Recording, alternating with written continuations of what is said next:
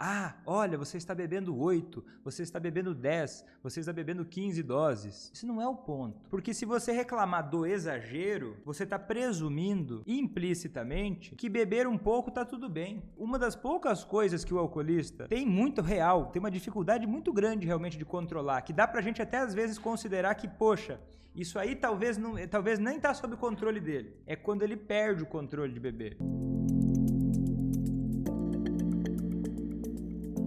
Seja muito bem-vindo, seja muito bem-vinda a mais um vídeo aqui no meu canal em que eu falo sobre estratégias para você levar quem você ama a parar de beber. O meu nome é Vitor Blasius, eu sou médico psiquiatra e esse vídeo que você está assistindo aqui é da série Pergunta pro Vitor.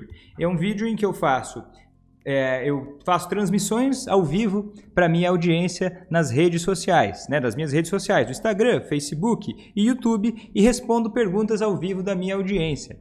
Atualmente estão acontecendo essas lives de segunda a sexta ao meio-dia, mas se você está assistindo isso no gravado, eventualmente isso pode ter mudado o cronograma. É só você me seguir em alguma dessas redes sociais que você vai ser avisado de quando vai ser a próxima. E quem está ao vivo aqui pode me fazer perguntas no Instagram, na caixinha de perguntas, que tem aqui uma interrogaçãozinha, e no Facebook e no YouTube, já nos comentários. Fique à vontade para fazer suas perguntas. Eu vou começar respondendo algumas perguntas que já me deixaram. Bárbara, ela perguntando o seguinte: ele fala que eu vejo, não é bem uma pergunta, mas acho que vou tentar captar a pergunta que tem por trás, Ele fala que eu o vejo como um monstro, mas toda vez que bebe, ele perde o controle. Olha essa situação. Ele fala que você vê ele como um monstro, mas toda vez que ele bebe, ele perde o controle. Ok. É que vamos olhar com calma isso, sobre a perspectiva de cada um. Talvez alguma coisa que você diga faça ele entender que você enxerga ele como um monstro. Talvez você diga coisas que façam ele se sentir magoado, ofendido, ou que ele entenda isso, ele entenda que você acha que ele é um monstro. E você está dizendo que, olha, mas toda vez que ele bebe, ele perde o controle.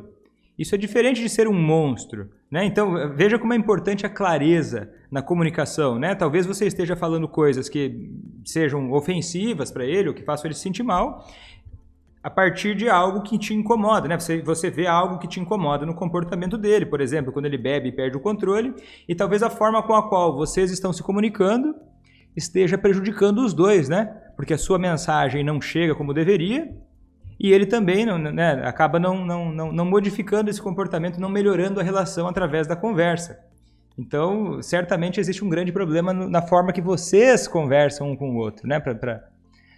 Existe um problema que precisa ser conversado de uma forma que seja produtiva. Me separei e moramos em cidades diferentes atualmente.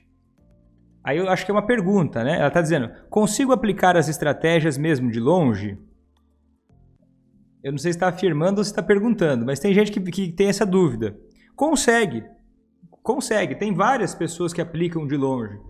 Volta e meia alguém conta assim que conseguiu fazer. Como aluna da primeira turma do curso ACA, ela me conta que ela me contou, que ela fez a filha parar de beber, que morava em outro estado, através do que ela aprendeu. Porque o que você consegue aplicar? Se você tem um relacionamento com essa pessoa, você consegue aplicar. Você só precisa ter um relacionamento com essa pessoa, ou com alguém que tenha um relacionamento com essa pessoa. Porque você pode conversar com essa pessoa de várias formas diferentes. Você certamente é uma pessoa significativa na vida dessa pessoa. É que, olha, o que você precisa para aplicar isso é um relacionamento com essa pessoa. É possível se relacionar com alguém à distância? Você não está conseguindo aprender coisas, E eu nem sei de onde você é à distância. Então hoje tem gente que namora à distância. Então imagina o impacto que uma pessoa é capaz de causar na outra à distância. Hoje ele é incrível, Que às vezes a nossa cabeça, eu também era de uma era pré-internet. Parece que as coisas que não são distantes, olha, parece que é um grande impedimento, Mas hoje em dia tem uma conexão muito grande, Os relacionamentos podem ser mantidos e você pode influenciar fortemente uma pessoa que está em outro país. Eu tenho uma aluna que é de outro país, que ela é do Paraguai. E tem vários casos de pessoas que aplicam isso à distância. Conversando, Depende da dinâmica do relacionamento, tem muita coisa a se fazer até. Mas fato é que tem precedentes, né? Nada é maior do que o precedente, não é só uma opinião, já vi acontecer à distância. Não é uma hipótese. Tá, aqui outra pergunta. Vamos ver. Doutor, que acha? Se pedir para ir para uma clínica já é um bom sinal? Eu gosto de pegar a minúcia da coisa, né? Se o alcoolista que você ama, ele está pedindo para ir para uma clínica, isso já é um bom sinal? Olha, na maior parte das vezes, na imensa maior parte das vezes, eu vejo isso como um bom sinal. Sim, um bom sinal. Um sinal de que, olha, se eu quero ir para uma clínica, isso é um bom sinal? Parece que sim. Parece que sim. Agora, se essa for a única estratégia ao longo de né, sei lá, 15, 20, 30 vezes indo em clínicas, sem uma estratégia boa por trás, e daí toda vez que acontece alguma coisa, a pessoa quer voltar para a clínica, isso não necessariamente é um mau sinal do alcoolista, mas é um mau sinal da estratégia que está sendo feita. Mas, pedir para ir para uma clínica é um bom sinal? Eu vejo como um bom sinal, sim. Eu vejo como um bom sinal.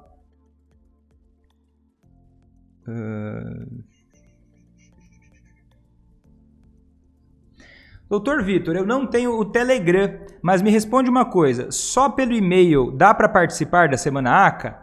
Dá para participar da Semana ACA só pelo e-mail. Mas, cara, eu recomendo de verdade, até a Cíntia tá falando aqui, o Telegram ele é muito especial, né? Quem não tem o Telegram tá meio por fora, né? O Telegram ele é muito especial, ele tem recursos muito especiais. Então, se você participar da Semana ACA só pelo e-mail, você vai participar, você vai ter o link dos episódios, você vai receber vários conteúdos que eu estou mandando de dicas preparatórias só para quem está inscrito, mas o Telegram eu realmente acho mais especial. Vale a pena você baixar o Telegram para acompanhar também pelo Telegram da Semana ACA. Né? Por exemplo, avisos de lives, essa live de agora. Eu não tenho como ficar mandando e-mail para todo mundo, né? Já está com mais de 2.000 pessoas. Se eu fico mandando e-mail de aviso para lives, isso aí acaba ficando uma coisa incômoda na caixa de entrada da pessoa, né? E acaba ficando até ruim para mandar outros e-mails mais importantes. No Telegram não, eu consigo avisar todas as lives, né? Quem está no Telegram, porque eu faço um aviso, depois apago. É bem mais fluido e é bem mais fácil de você identificar todas as coisas relacionadas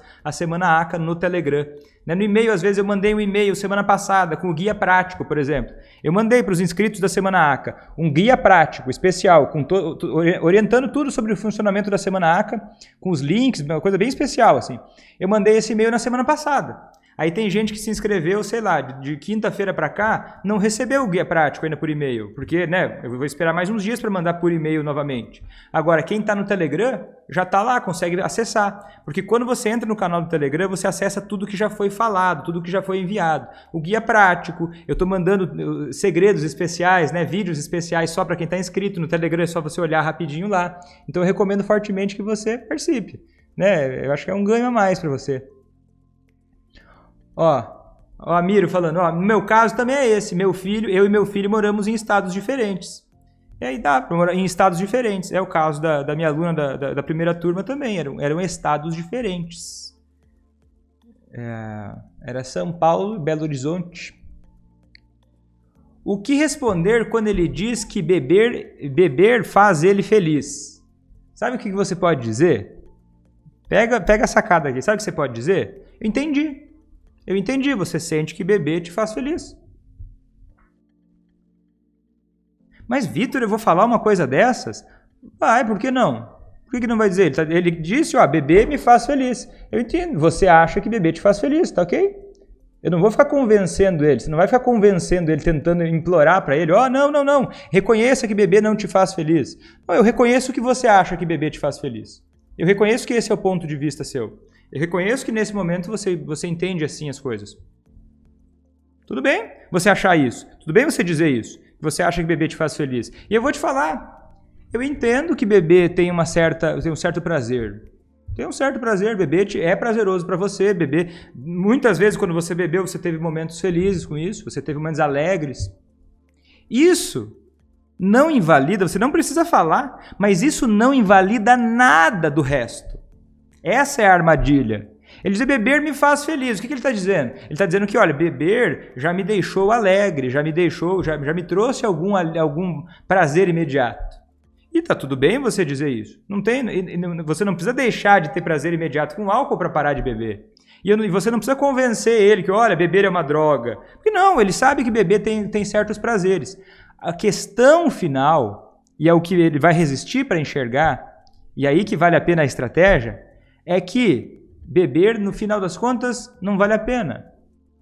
E o que ele está chamando de felicidade, o custo-benefício é muito pior. E você não precisa mostrar, é igual aquela história.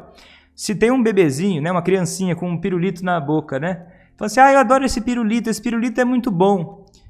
Daí você fala, ô Joãozinho, troca esse pirulito comigo, esse pirulito aí custou 10 centavos. Eu te dou 10 reais e você me dá esse pirulito? Não, esse pirulitinho me faz tão feliz, esse pirulitinho é tudo que eu quero, porque o Joãozinho não entendeu ainda que o pirulitinho que faz ele feliz, com aqueles 10 reais ele teria, sei lá, calcula aí, inúmeros, muito mais pirulitos. E quando ele fala, o pirulitinho me faz feliz, eu entendo, Joãozinho, o pirulitinho te faz feliz. E aí eu vou começando a mostrar para ele o valor de que como ter aquele pirulitinho é uma coisa insignificante, no fim das contas uma coisa tola. É diferente de errado. Tolo. É o ponto de vista que ele vai se sentindo ao longo do tempo, poxa, é tolo eu continuar bebendo. Não é errado, porque errado é discutível, mas é a hora que ele sentir que isso é tolo, que isso é pobre, superficial. Não vale a pena no fim do cálculo. Você não precisa insistir e convencer ele. Não, te deixa triste. Nem se apavorar que ele diga isso. Faz sentido isso? Acho que...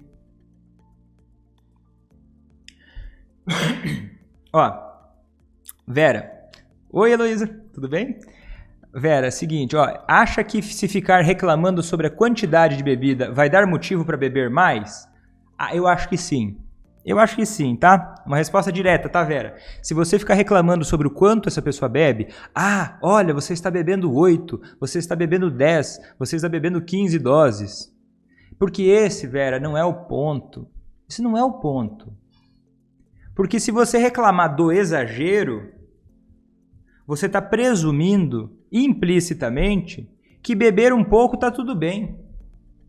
E aí, uma das poucas coisas que o alcoolista tem uma dificuldade muito grande realmente de controlar, que dá pra gente até às vezes considerar que, poxa, isso aí talvez nem está sob o controle dele. É quando ele perde o controle de beber. O problema não é que ele perdeu o controle de beber, isso acontece sem ele querer.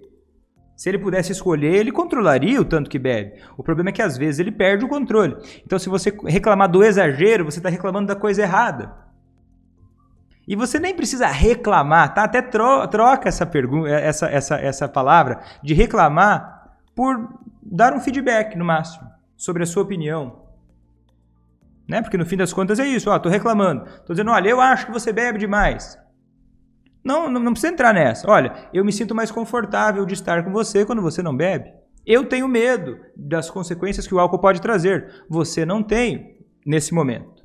Eu não estou querendo te convencer aqui, porque eu não sou boba.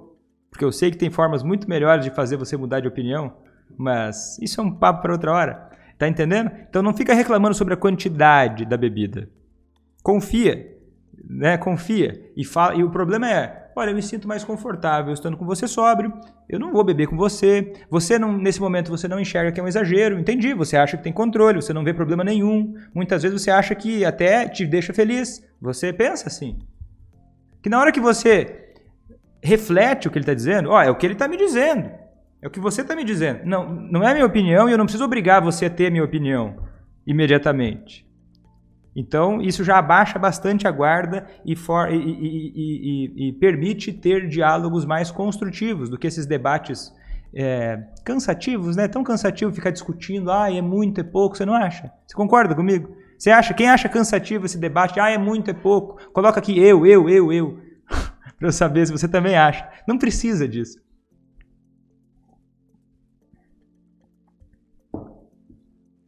Meu marido tem amigos que ficam dizendo a ele que a ele não pare de beber e que a mulher está querendo mandar nele. Claro, eles ficam pensando aquilo que deixa eles mais confortáveis, né? E ele acaba cedendo para não ficar desmoralizado pelos amigos. Ok. Primeiro, beleza, tenha empatia com isso. O quanto ele sente que a autoestima dele depende da opinião dos amigos.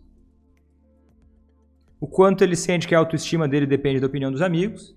E aos poucos vai mostrando para ele, olha, eu não estou querendo mandar em você, querido.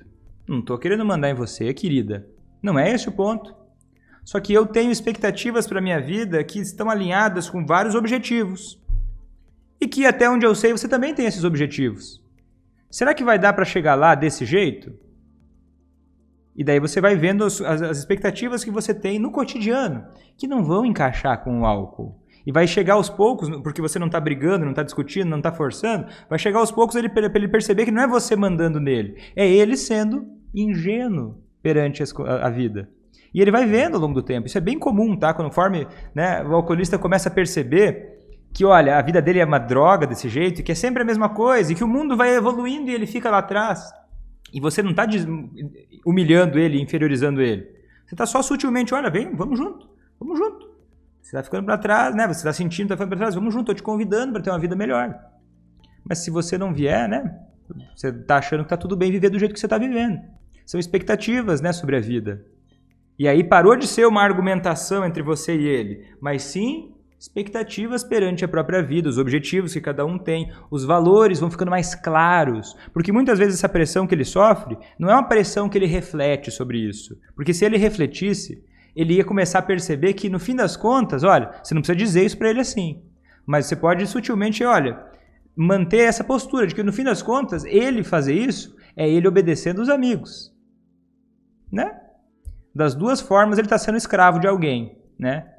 E das duas formas ele está sendo escravo de alguém. E no fim das contas, a maior parte das pessoas, ou ninguém, né, quer se sentir sendo escravo de ninguém. E esse nunca é o ponto, né? Não é necessário ter essa é justamente a ideia de liberdade que acelera o processo de fazer quem você ama parar de beber.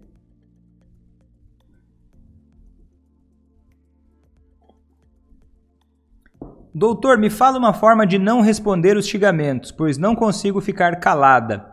É que depende dos xingamentos. Depende dos xingamentos. Acho que a primeira coisa, quando alguém te xinga de alguma coisa, é você entender o que você quer com isso e como isso te afetou. Porque que xingamento? Depende do xingamento. Né? Você não precisa necessariamente ficar calada, mas xingar de volta significa o quê? Que você está sendo controlada por ele ou por ela. Se uma pessoa te irrita com o que ela fala, você começa a dar poder para ela, poder que ela não tem por natureza. Quando alguém diz algo que nos desagrada, aquilo nos afeta porque pega em alguma coisa nossa. E se a gente se afetar e perder o controle emocional disso, a gente está dando poder para o outro. Um poder que não é por natureza dele, poder que ele não tem sozinho, que a gente deu esse poder para ele. Então foca assim, ó. Uma coisa que eu poderia te dizer é o seguinte, ó, quando você ouvir coisas desagradáveis do alcoolista, você primeiro pensa o seguinte, tá, deixa eu não responder à mesma altura, deixa eu ouvir. Essa é a perspectiva dele. Essa é a perspectiva dele sobre o que está acontecendo. Você pode perguntar, né, sempre em momentos de sobriedade, se ele bebeu, se ele está embriagado e começou a te xingar, dá um jeito de sair de perto. O seu silêncio... Quer ver uma coisa aqui? Eu vou te dar um exemplo. Ele vai lá e te xinga. Começa, sei lá, chegou embriagado. Qual a melhor coisa que você pode fazer? Um exemplo que eu vou te dar, tá? Olha, eu prefiro que a gente converse sobre isso em outro momento.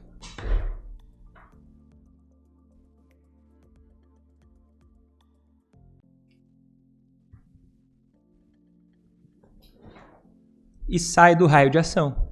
Acabou. Acabou. Tem mensagem mais clara que essa? Não tem conversa. E aí a sua preocupação é o quê? Olha, fui respeitosa, não entrei no mesmo tom, eu não me submeti, ele chegou colocando as cartas, eu não me submeti ao jogo dele. E eu saí. Tem coisa mais poderosa que essa? Eu acho difícil. Você deixou a mensagem muito clara. E aí, ó, né, que aquilo ali não é uma forma que você está disposta a conversar.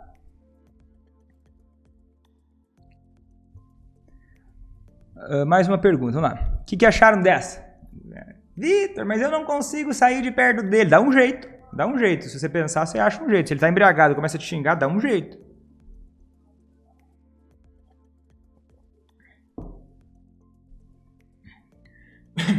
Ó, outra pergunta.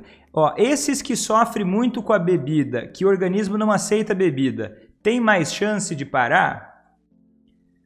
Não necessariamente.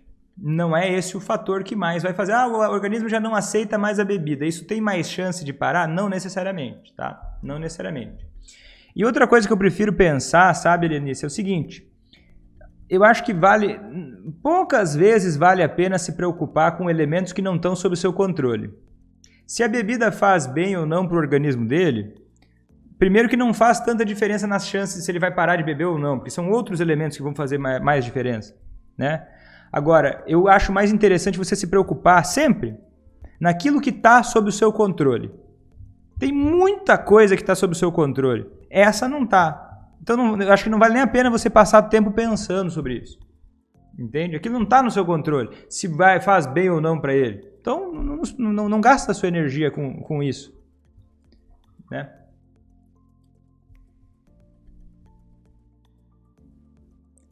Que mais? Meu esposo fala que bebe para descansar. Tá? Sua opinião. Tem o direito de ter uma opinião, todos têm, e nós temos o direito, né? Também de ver as coisas de formas diferentes, e não necessariamente alguém está errado, mas temos interesses, objetivos, expectativas também.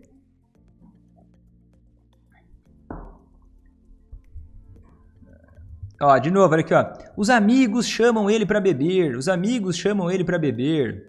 De novo, cara, o foco está onde? Naquilo que você tem controle. Confia no processo, confia em você.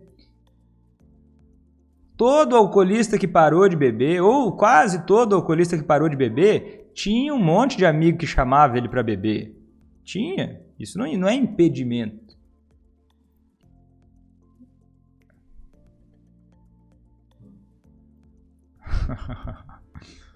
Olha só o que a Débora falou. Perguntei para ele se ele achava o bar um ambiente saudável para nossa filha.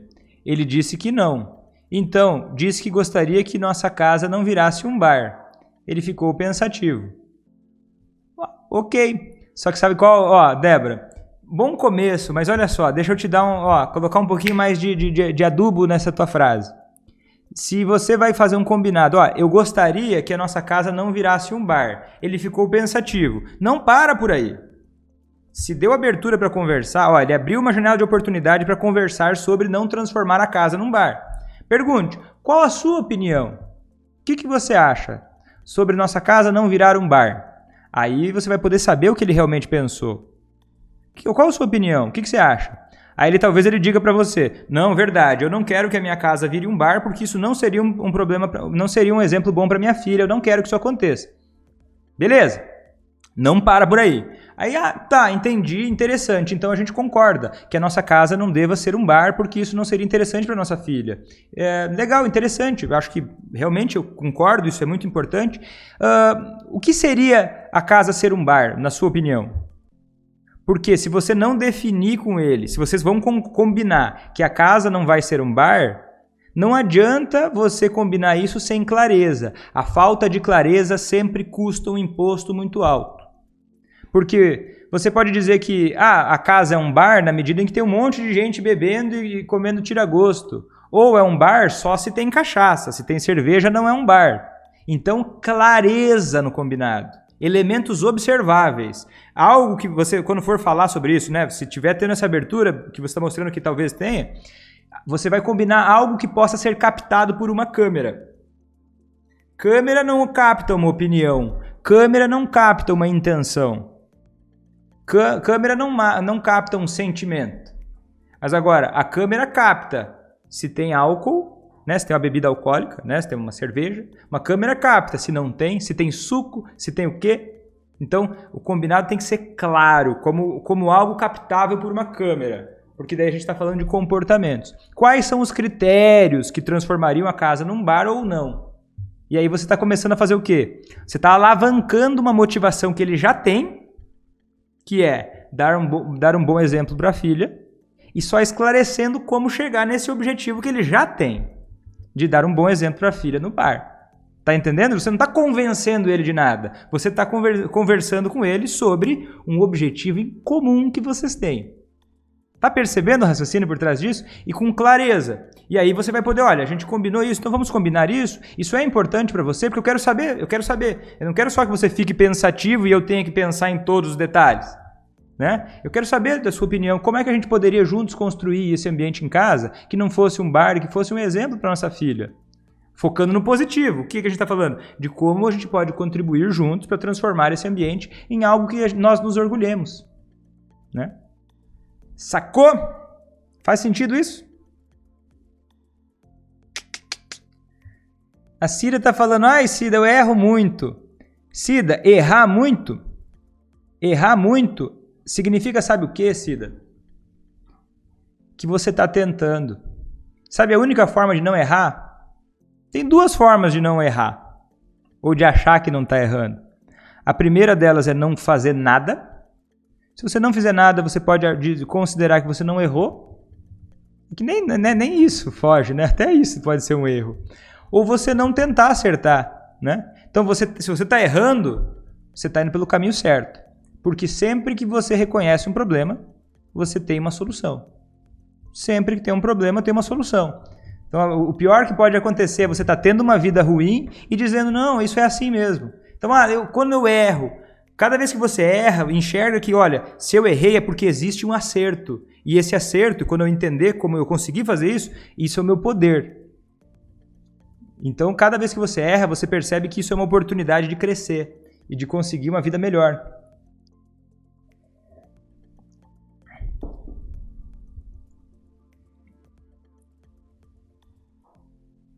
Ó, meu marido é muito teimoso, ele exagera e ele é muito teimoso. Sabe como é que você faz para lidar com uma pessoa teimosa? Ou com a maior parte das pessoas, tá? Primeira coisa é você parar de classificar ela. Porque toda vez que eu acho que eu vou conversar com uma pessoa que é teimosa, se eu falasse assim, olha Liz, eu acho que a Liz é teimosa. Eu boto na minha cabeça que a Liz é teimosa, porque ela fez várias coisas que foi difícil, a gente não concordou, e eu comecei a classificar ela como teimosa. Quando eu for conversar com você e achando que você é teimosa, eu já vou começar já desconfortável, eu já vou começar de saco cheio. Então para de classificar ele como teimoso. É um bom começo. E para de tentar convencer ele de alguma coisa. Fale sobre o que é interesse seu, sobre expectativas, sobre opiniões. Se ele fala, olha, ele está dizendo assim, eu bebo para relaxar porque eu me sinto estressado. Valida isso. Não, verdade. Relaxar é importante. Desestressar é importante. Eu estou contigo nessa. Eu acho que é importante você desestressar. Pontos de convergência. Agora tem uma pequena diferença na forma com a qual você sente que é a melhor forma de relaxar, né? E tem interesses nossos que acabam entrando em conflito. Nesse ponto, vários outros nós concordamos muito mais. E aí você pode ajudar, por exemplo, a falar sobre formas de relaxar. Ao invés de disputar sobre, é bebendo ou não é bebendo. Relaxar é importante, é muito importante. Relaxar é fundamental para qualquer ser humano. Se você começa falando, não, para de beber e relaxa de outra forma. Não, calma. Eu entendo, olha, relaxar é importante. Aí a gente já começa concordando. Aí a gente vai falando sobre outras coisas que também são importantes para ambos. Porque na medida em que você já coloca que, olha, é errado você relaxar bebendo, ele vai segurar, ele vai empacar. E aí você cria a teimosia. Porque ninguém gosta de pensar que está errado. Exige muita coragem. Exige muita determinação, exige muita clareza de onde você quer chegar para você ter a coragem de admitir para si que você está errado. Exige muita coragem. Então, se você quer mudança, não comece exigindo isso de cara. Não precisa. Você vai mais rápido se você não começar exigindo que ele diga que está errado, mas focando naquelas coisas que são importantes e que já estão aparentes. Preciso relaxar. Relaxar é muito importante. No fim das contas, você não precisa falar, mas você já sabe que relaxar bebendo é uma estratégia ingênua. E enxerga isso assim, uma ingenuidade. Mas não enxerga assim ingenuidade, ele é um idiota. Enxerga uma ingenuidade como a ingenuidade de uma criança.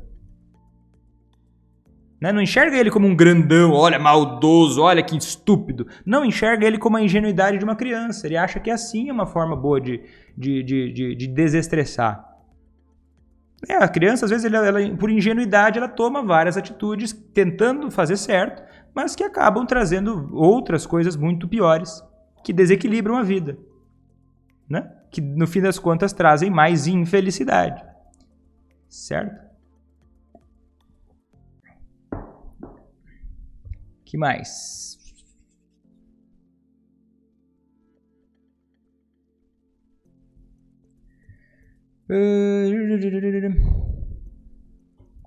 Quais são os prejuízos a longo prazo psicológicos que uma pessoa alcoólatra sofre?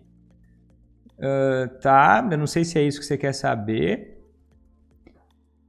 São vários, e daí a gente entraria numa questão técnica e complexa, eu não sei se é isso que você quer saber, mas vamos ver. Quando a pessoa para de beber, é comum ficar triste? É comum. É a regra? Não, mas é comum. Pensa você, se coloca no lugar de uma pessoa que bebeu durante um tempão e daí para de beber. Ela fez um monte de coisa vergonhosa, ela fez um monte de coisa que ela não se orgulha. Aí ela olha para a vida dela, sei lá, ela se compara com as outras pessoas, aí ela olha para tudo que fez de ruim, ou tudo que, sabe, o tempo que ela perdeu, as coisas que ela deixou para trás, os amigos que ela perdeu, sabe, até a evolução financeira, o aprendizado, ela olha para os anos que ela perdeu, como é que não vai ficar triste? Dá um certo luto. E aí ela olha para isso e pensa, poxa, eu bebi durante muito tempo e beber de certa forma me alegrava, era um alívio imediato, e agora eu não tenho mais esse alívio imediato. E aí ela olha para a vida e ela se sente meio pequena. E daí fica, olha, se sente um pouco despreparada no começo. Você não olha, porque, né, ao longo do tempo, se você sempre busca alívios imediatos na sua vida, você vai ficando fraco. Você vai precisar se fortalecer. E daí é mais desafiador no começo. Isso pode dar poxa, se sentir um pouco mais triste, se sentir um pouco mais inseguro. Então isso pode acontecer, passar um período de ficar triste, até superar esse pequeno luto, né? Ou esse luto, né? Um certo luto de uma mudança de vida que tem que ser feita, né? Então não é algo... Só que daí a alegria vai sendo conquistada de uma forma muito mais forte, muito mais importante com a sobriedade. E essa fase passa e a vida fica muito melhor. Né?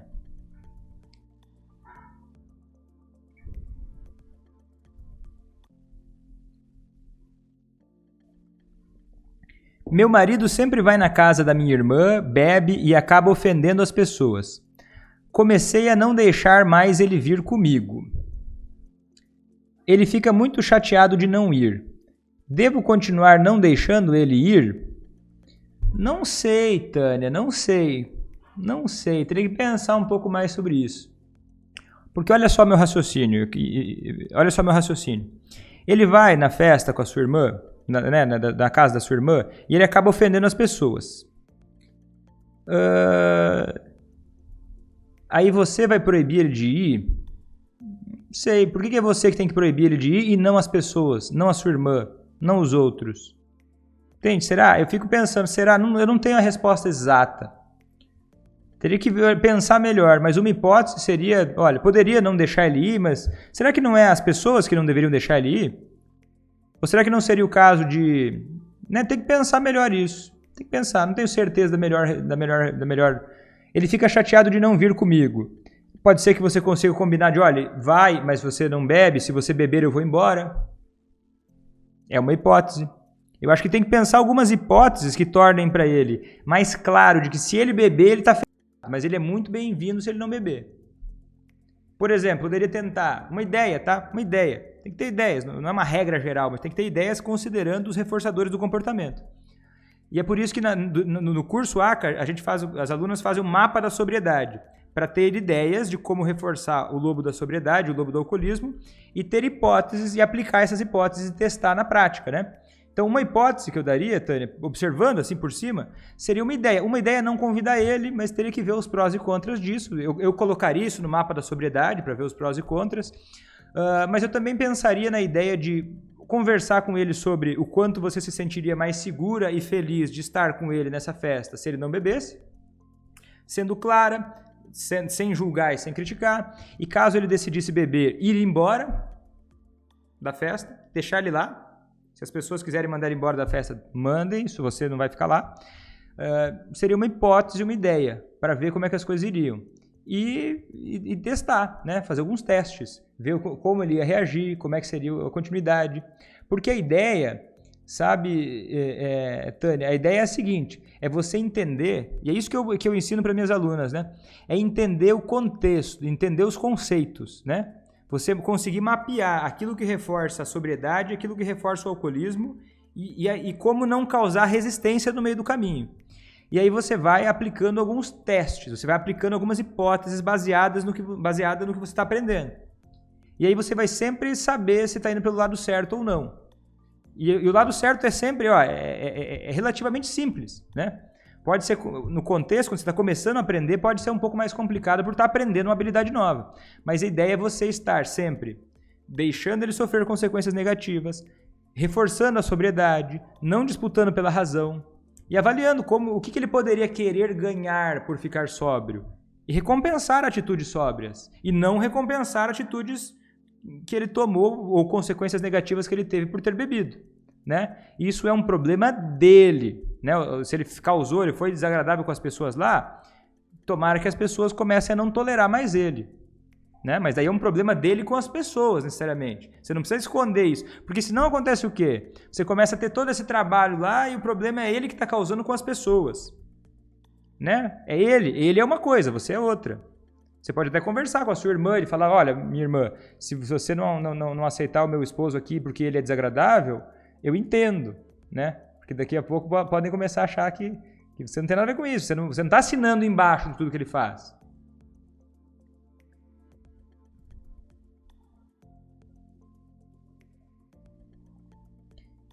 E quando ele bebe e não te xinga, ele fica amoroso e alegre até demais. A mesma coisa, não interessa. Se ele bebeu, cai fora. Você ama ele é maravilhoso, sóbrio. Amanhã a gente conversa. Nossa, eu estou muito feliz que você está amorosa e alegre hoje. E eu adoro estar na sua companhia, mas, sabe, eu prefiro estar com você sóbrio. Amanhã a gente conversa.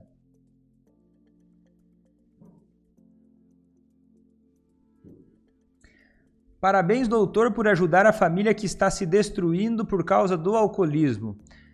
Obrigado, Liane, mas eu não acredito que a família se destrói por causa do alcoolismo. Eu acredito que o alcoolismo é ruim, sim. Claro que ele é ruim. Mas eu acredito que a família se destrói por não saber como lidar com o alcoolismo. Né? Por não saber como lidar. Vou fazer licor de álcool de cereal para ver se tento driblar a vontade dele beber bebidas feitas com álcool etanol. É o álcool que é usado nas bebidas industrializadas e ele não vai a festas. Fazer ele ver que a bebida industrializada causa prejuízos à saúde e financeiros.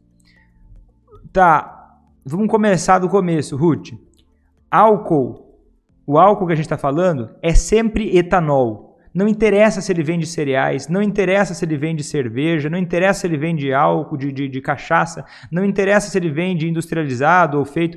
Feito em casa, às vezes tem o metanol ainda, que pode deixar a pessoa cega, que pode ser fatal, que é por isso que foi proibido durante um tempo fazer bebidas em casa, né? Porque às vezes é difícil ter o controle do metanol, que pode ser fatal, pode causar cegueira. Mas todo álcool que embriaga, ele é o etanol, sempre. Não interessa se é industrializado, não interessa se é caseiro. E sempre dar álcool para fazer a pessoa parar de beber é sempre ir pela contramão, né?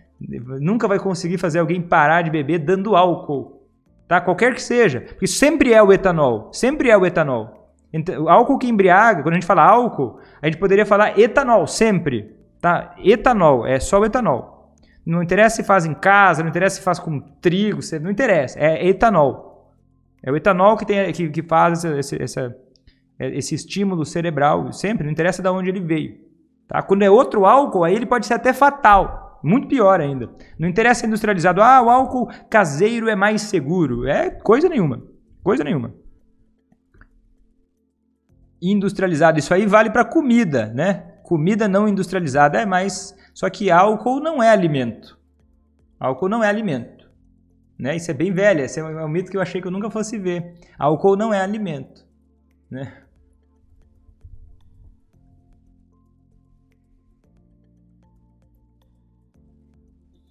Ó, tá dizendo assim, ó, ele sempre acorda no dia seguinte com uma ressaca moral enorme, né? Já responde os efeitos psicológicos do álcool, né? Ele fica super mal, mas aí acaba bebendo novamente para esse sentimento de culpa passar. Cara, isso que você está descrevendo é o alcoolismo seguindo a sua natureza, sozinho. Deixa o alcoolismo seguir a própria natureza, ele vai causar mais alcoolismo. Ah, deixa o alcoolista, o problema é só dele. Ninguém muda ninguém, não faz nada. O que vai acontecer? Ele vai acumulando sentimentos negativos que vão fazendo ele buscar alívio no álcool, que vão fazendo ele ficar 20 anos nesse ciclo até, talvez, morrer. Por isso que eu tanto falo e tanto prego que é o seguinte, fazer o alcoolista parar de beber pensando só em sentimentos negativos, pensando só em exigir ele, pensando em só deixar ele se ferrar, causa essa reação paradoxal, né? Sentimentos negativos, eles podem até começar a criar um interesse na mudança, mas não são eles que causam a mudança. Né? A dor e o desespero faz qualquer pessoa sempre tomar piores medidas. Né? Situações extremas, por isso que eu até falo também, situações desesperadas exigem medidas planejadas. Né? Certo, o que mais? O que leva um adolescente a desenvolver alcoolismo? Tenho um filho de 13 anos e morro de medo dele um dia beber. Eu fiz 3 vídeos sobre isso, tá, Cíntia, que estão lá no meu canal do YouTube, que falam sobre como o alcoolismo vai passando de geração em geração. Nem sempre é o que faz o alcoolismo... Às vezes o que passa para a próxima geração nem sempre é a dependência ao álcool. Às vezes, por ter um pai que bebe demais, um filho acaba usando cocaína, crack. Mas às vezes é álcool também. Porque os principais fatores que levam um filho de 13 anos a desenvolver uma dependência de álcool ou qualquer outra coisa é o desenvolvimento emocional que ele carrega dentro de casa, que ele carrega através do quê? Da forma com a qual os adultos lidam com os problemas. A forma com a qual os adultos lidam com os sentimentos. Por exemplo, Cíntia, você está falando, eu tenho preocupação, eu tenho medo que meu filho vai beber. Então, perceba o seguinte, o seu filho, ele vai olhar para você e ele vai aprender com toda coisa que você fizer. Ele aprende com você sobre como lidar com o alcoolismo, sobre como lidar com os sentimentos, sobre como lidar com a comunicação, sobre como lidar com resolver problemas, e a maior parte das coisas ele vai repetir igualzinho você faz. Se você começar a falar, olha, seu pai é um traste, é um crápula porque ele bebe demais, ele vai começar a pensar, meu pai é um traste, é um crápula porque ele bebe demais, e a minha mãe é uma vítima de tudo isso. Ele vai começar a ter esse modelo mental na cabeça, que vai fazer com que ele tenha dificuldade de ter uma visão madura da vida e regular as emoções. E aí aumenta as chances dele desenvolver o alcoolismo ou outra dependência também. Isso pode se somar um pouco com o fator genético, mas o principal é essa forma de que os adultos lidam com os problemas e com as emoções. Né? Porque o que mais faz o alcoolismo seguir geração após geração são algumas pequenas regras que vão surgindo, que vão seguindo geração após geração. Que é o quê? Regras implícitas. Por exemplo, nessa casa não se fala sobre os problemas. Porque quando a gente fala sobre os problemas, sempre é uma briga, uma destruição. Nessa casa, a gente esconde os problemas da sociedade. Nessa casa, a gente não fala sobre os próprios sentimentos. Nessa casa, a gente não pensa muito sobre o que está acontecendo. A gente só vai vivendo. E aí vai acontecer o quê? Ele vai entrar na vida adulta cheio de traumas e aí ele vai começar a tentar suprir esses traumas, ou sei lá, trabalhando, bebendo, fazendo outras coisas. E aí ele vai chegar lá perto, e isso vai mais ou menos, ele não vai perceber direito, talvez até os 20 e poucos anos. Quando chegar nos 30 anos em que ele, sei lá, estudou, começou, arrumou um emprego, ele vai sentir um vazio enorme, não vai saber dizer de onde veio. E talvez ali seja o começo do alcoolismo dele. Mas tudo começou lá atrás, com a forma com a qual os pais, principalmente as pessoas que não bebem, lidam com os sentimentos e com o alcoolismo também. A forma com a qual elas julgam e dizem, daria muito assunto ainda para isso. Certo? Mas assim, Vitor, você não está colocando muito peso nas costas da pessoa que não bebe? Cara, eu estou dizendo o que eu vejo. Eu estou dizendo não o que eu vejo acontecendo. Eu estou dizendo o que está escrito na literatura técnica também, no que tem de ciência sobre o alcoolismo passando de gerações. Não estou querendo colocar um peso a mais, é o oposto. Estou querendo te oferecer a oportunidade de evitar que isso aconteça com os filhos. Que é como? Aprendendo a lidar com esse problema e não evitando ele, não simplesmente jogando para o escanteio e fingindo que ele não existe. Porque ele é um problema e não é um problema de caráter. O alcoolismo é um problema de saúde. Não é um problema, não é o pai dele que é um crápula sem vergonha que bebe demais por causa disso. Não. O pai dele tem uma doença e que essa doença ela afeta muito mais quando as pessoas não sabem como lidar com ela. Né? Não estou falando também que tem que aceitar tudo que o pai fizer, mas tem que lidar com isso de uma maneira saudável. Né? Não adianta falar só, tem que lidar com isso de uma maneira mais saudável. Esse é o desafio, que alguns pais vão conseguir, outros não. Né? Talvez os seus pais conseguiram, talvez não, e o filho acaba sentindo consequências disso. Né? Mas aí tem que ver até que ponto, né, você está disposta a lutar para que o seu filho receba coisas melhores do que talvez você tenha recebido. Né?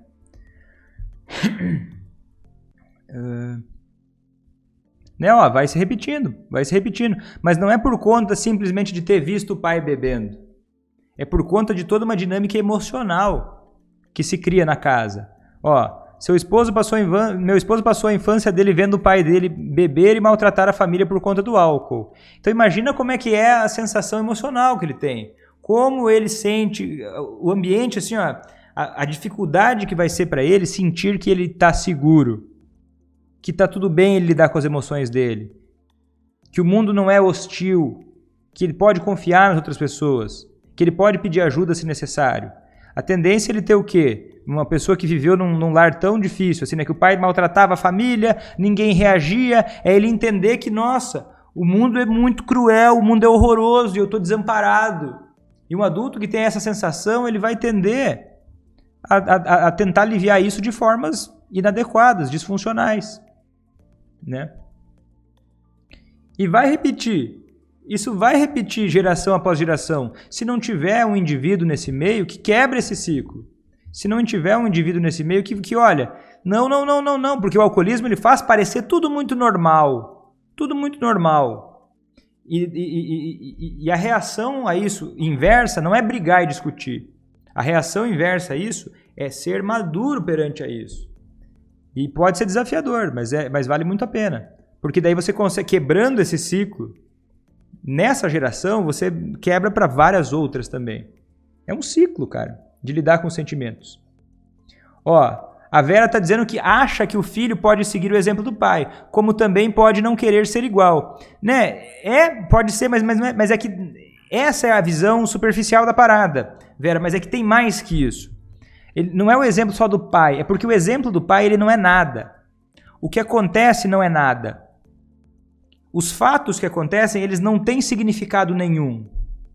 O significado para aquilo que está acontecendo, ele é colocado pelas pessoas ao redor. O significado para aquilo que está acontecendo é muito maior, e o significado do que está acontecendo é muito maior do que o que está acontecendo. Se colocarem, olha, o pai bebeu e ele era fraco. Vi muitas histórias assim, dizendo, meu pai era alcoólatra, ele era fraco. Aí a pessoa, no fundo, ela introjeta nela aquela percepção de que ela também é fraca, que ela não vai beber, porque beber é coisa de fraco. E ela talvez demore para reconhecer que tem um problema porque ela acha que isso é coisa de gente fraca. Então, assim, não simplifica demais. E não ignora também, mas esse é um problema, é o pai que bebe. E se o alcoolismo chegar no filho, é um problema só do pai. E ele que, daí é mais uma coisa nas costas dele. Você está tirando o corpo fora do seu filho. Você pode fazer isso, mas você está tirando o corpo fora do seu filho. E o filho depende, né? Uma criança depende dos adultos. Se você é um adulto, você tem impacto nesse filho. Toda vez que eu falo, Cíntia, toda vez que eu falo sobre como fazer o alcoolista parar de beber, eu estou imediatamente falando sobre como fazer os seus filhos pararem de beber também. Tudo que se aplica, tudo que eu falo é sobre como quebrar o ciclo do alcoolismo. Sempre. Tá? Então eu sempre estou falando também sobre os filhos. E eu sempre estou falando sobre você. Então tudo se liga, entende? Quando você entender que tudo que eu falo se liga, você vai entender melhor.